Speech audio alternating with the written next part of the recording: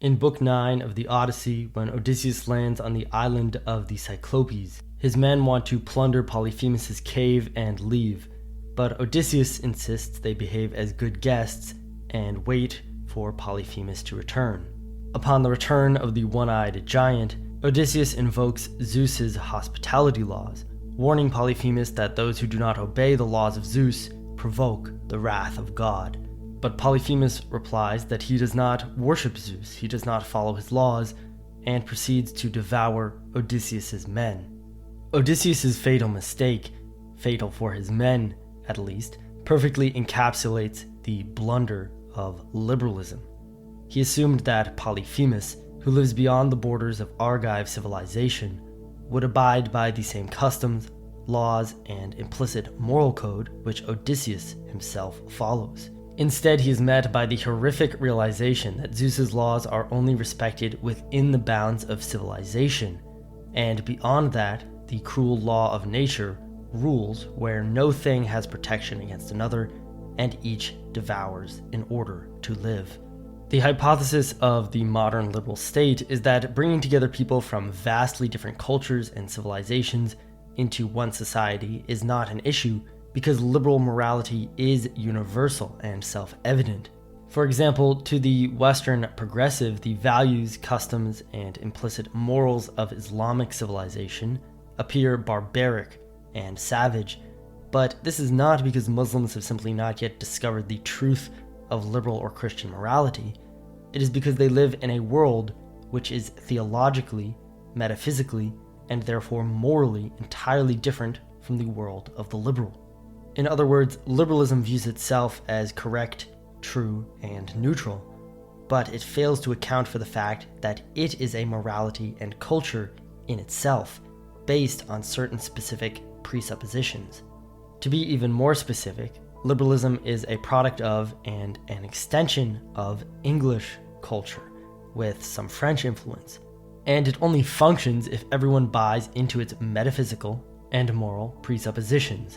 Among the fundamental presuppositions, the fundamental beliefs of modern liberalism is the idea that culture, religion, and ethnicity do not matter, that these are primitive forms of identity which should be cast aside for the universal truth of liberal morality.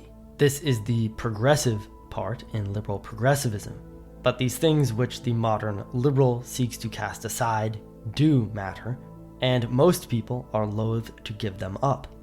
Societies can function perfectly fine with minority populations, whether that be an ethnic minority or a religious minority, since these subcultures still exist within the context of the broader majority culture and are understood in that context.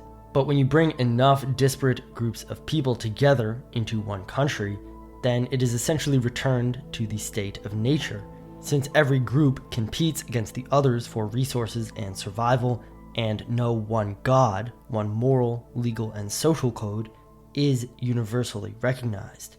It's like a classroom with no teacher or no authority to set the rules and the expectations of the society. In such a society, no matter where you go, you are in the Cyclops' den, since you never know what customs, laws, and morals another will hold. Even when it comes to the most basic issues of behavior and belief, no universal ethic or worldview can be assumed, and therefore none can be upheld. And this creates an extremely schizophrenic society, one filled with strife and one which is very stressful to live in. And in such a society, liberalism can no longer function. Now, modern liberalism posits that assimilation can solve this problem, despite simultaneously often putting forth the contradictory belief that all cultures are equally valuable and that cultural erasure is a crime, but that's another issue. And to some extent, assimilation does work. The Italians and the Irish, for example, have managed to integrate relatively well into American society. However, they were already assimilating into a very similar cousin culture, and even then it was not without considerable strife. Look at the Italian mafia, for example. And even today, many Italians in America still think of themselves as Italian Americans, that is, as a minority which does not identify with the American culture of English liberalism.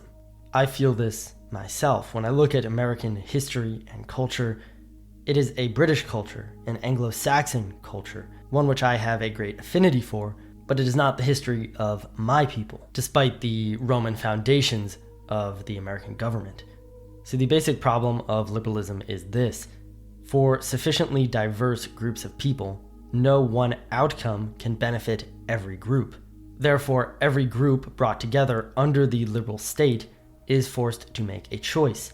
Either completely give up their identity, their religious and moral sentiments, their culture, their history as a people, or fight for cultural dominance and their group interest. And even when societies aim for assimilation, this basically just triggers the prisoner's dilemma. If even one party or group refuses to give up their identity and decides to fight for their group interests, they will automatically dominate the playing field, since they are not playing by the rules of liberalism, which everyone else is. And even in an ideal world, if every group agrees to cooperate to give up their own identity and group interests, the result is not ideal. In order to assimilate millions of people from completely disparate cultures into one country, into one cultural framework, one has to broaden this cultural framework so greatly that it becomes essentially meaningless and substanceless. And unfortunately, this is what happened to America. To tell someone that you are an Italian, or a Frenchman, or Japanese would be to tell them quite a bit about your history, your culture, your appearance, your likely values, and even your temperament. But to tell someone that you are an American really reveals nothing about you. Youths in America have inherited a completely materialistic and vapid culture centered around the individual pursuit of wealth and success, since there can be no shared cultural goal or identity across such a large and culturally diverse territory. America more resembles a sprawling empire made up of various warring factions than a country. And most Americans feel no ownership of their country or culture. It is just a territory which they are occupying, with a history and government that doesn't really have any concrete connection to them. Again, it's like being the subject of an empire. Few these days are proud to call themselves American. It brings up images of consumerism, celebrity culture, pointless imperial wars, and this has created an unrooted youth with no pride, no identity, no feeling of continuity with the past or goal in the future. Like Odysseus, our forefathers made the mistake of presuming universal morality when none in fact exists, and now we are in the Cyclops' den. Like Odysseus' crew, we have to pay the price of this naive blunder. However, we should not despair. The West has experienced many periods of upheaval and collapse before, and each time it has yielded an age of heroes who establish a new order. Rome collapsed due to much the same causes, which are leading to a crisis in Western countries. Rome became a sprawling empire and adopted Christianity, a universalist ideology which was their version of liberalism. They abandoned their ancestral customs, the worldview, morality, religion, and identity which held their society together, and soon became so beset by infighting and apathy that they were unable to defend their own borders. But after the Hunnish invasion of Europe, the violence and confusion of the migration period created the material of the Germanic legendary cycle. And it was the Bronze Age collapse which produced Homer's epics, and the heroes they immortalize. And similarly, from the Dark Ages came the stories of Arthur and Lancelot. And so, though our civilizations have fallen into disrepair, let this not be an age of decline and forgetting.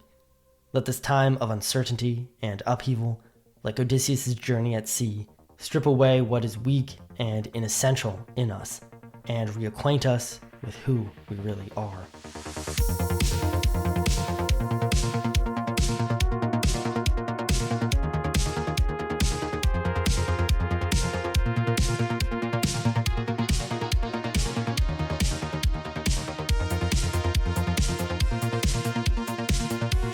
For an in-depth exploration of the Greco-Roman epic cycle and the Germanic legendary cycle, check the description for the ARC's Heroic Literature course.